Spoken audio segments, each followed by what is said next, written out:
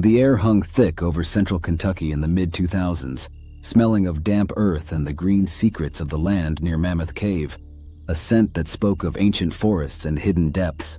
Inside the car, two brothers felt the engine hum beneath them, carrying them away from a friend's place in Munfordville, in Hart County. The dashboard clock glowed past midnight, the digital numbers a stark red in the dark cabin. The road ahead was a long, straight black ribbon, unspooling through the darkness, bordered by dense trees that pressed in close. To their right, the unseen Green River flowed. A constant presence felt more than heard, a murmur in the night. To their left, the county's highest knob loomed, a vast wooded shadow against the faint starlight, a place steeped in local dread. Locals whispered that the knob swallowed logic, lights vanished, strange beasts were glimpsed, and worse things lurked just out of sight. Rumored to sit atop ancient burial grounds where arrowheads still surfaced after heavy rains, this old county road traveled up and across the knob's summit. It ended abruptly, adding to the isolation and the unsettling tales.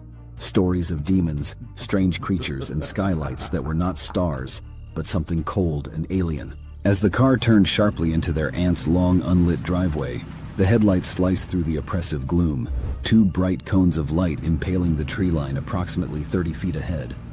The sudden shift from the open road felt jarring, plunging them into deeper darkness.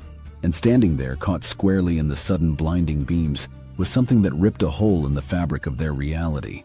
It stood 7 feet tall, a dogman. Its form was a brutal design built for speed and power. Its mane was like black fine silk. It looked like it had been well groomed. This dark frame around its head and shoulders was stark against the light gray leathery skin beneath that covered its taut torso down to its pelvis. The physique was sickeningly human in its definition. Pronounced pectoral muscles, shoulders like slabs of rock, and an abdomen that looked like corded steel, suggesting predatory power coiled and ready to spring. Its face, a void of jet black in the direct glare, initially appeared flat and ape-like, features completely obscured by the intensity of the light, just twin pinpricks of reflected glare for eyes. But as it turned its head, preparing to bolt, that perception fractured. The angle shifted, and they saw the distinct profile of a snout, not long like a dog's, but definite, separating it irrevocably from any primate.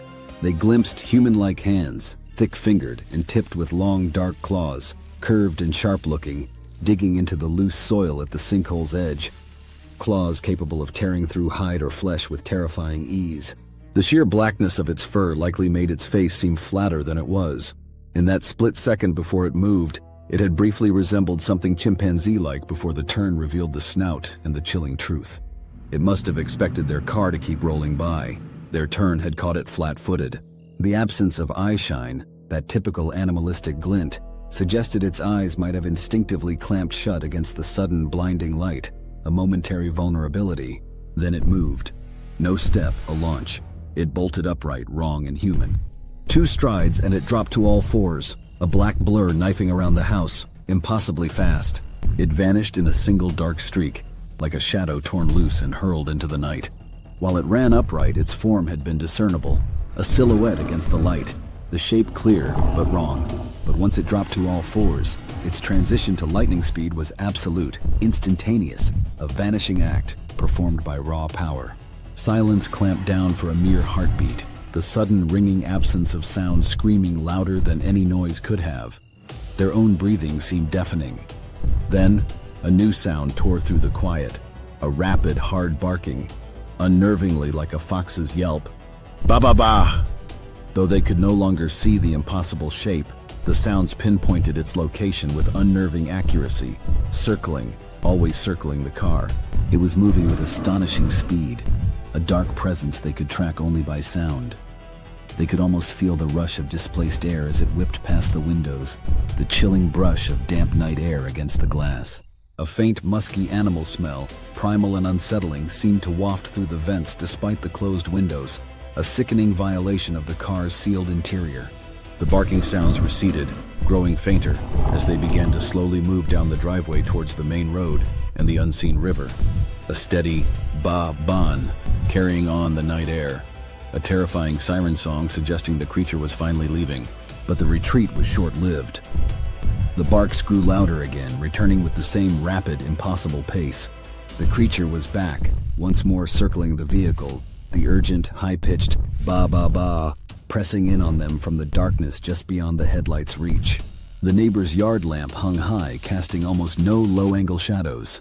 The creature used that gap, hugging the gloom even inside the yellow pool of light, despite the security light casting a wide yellowish glow across the yard and driveway.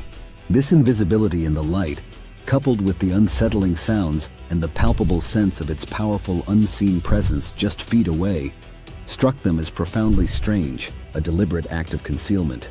Leaning just slightly to peer out the window, straining their eyes, revealed nothing but the frustrating dance of shifting shadows under the security light. It was keeping perfectly to the darkest edges, a master of the gloom in the periphery. The primary feeling in that moment was not overwhelming, screaming terror, surprisingly. Instead, it was a chilling, almost clinical assessment of its power. The sheer force in its movements, and the potential for devastating, instant damage its long claws could inflict if it chose to attack the fragile metal shell they were trapped within. Another detail that stood out, even in the panic, was the strong impression that the creature was young, a terrifying adolescent, based on the sickeningly human-like definition of its torso and the fine texture of the fur around its neck, head, legs, and back, suggesting a creature still not fully grown, yet already capable of such speed and power. Finally, the barking sounds moved off again, this time unmistakably heading towards the imposing shadow of the high knob. The buzz thinned as it climbed the wooded slope, swallowed by the deepening hush of the forest, until finally, the night was left with only the natural sounds of the Kentucky countryside, the hum of insects slowly resuming their chorus, the distant rustle of leaves returning to the foreground of sound. Getting out of the car after the encounter was an act of sheer determination, a monumental effort forcing limbs that felt leaden with shock and fear to move. The air felt thick, heavy with residual tension, charged with the imagined weight of unseen eyes still watching from the darkness just beyond the pool of light. The short walk to the house across the illuminated yard felt like wading through ice-cold water. Every rustle of leaves nearby, every familiar creak of the old house, amplified and suspect, each shadow a potential hiding place for the impossible thing they had just seen.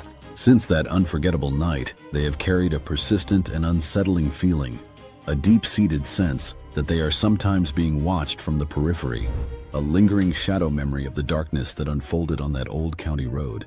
Encounters like this, though rarely spoken of openly, serve as potent reminders of the unknown that can exist just beyond the edges of our familiar world. Have a story from the Shadow Road? Tell us at deadnetstudios@gmail.com. Until next time, keep the beams high and the doors locked. In the shadows of the digital night, we've wandered far and seen some sights, from haunting tales to eerie lights.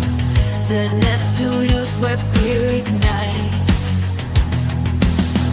So long, farewell from the crimson hollows. We'll be back again with more tales to follow. Keep the lights dimmed and your curiosity high, for in Deadnet's realm, the spirits never die. We've danced with ghosts, chased legends on, through cryptid codes, stories untold. In cyberspace where mysteries unfold, our journey's been daring, brave and bold. So long, farewell from the darkened halls, where shadows whisper and the unknown calls. Keep your eyes wide and your mind astir, for the mysteries of Deadnet are a haunting blur. In the world of strange and the unexplained, we find our stories wildly untamed. With the studio's end, we take a little rest. We find the shadows every best.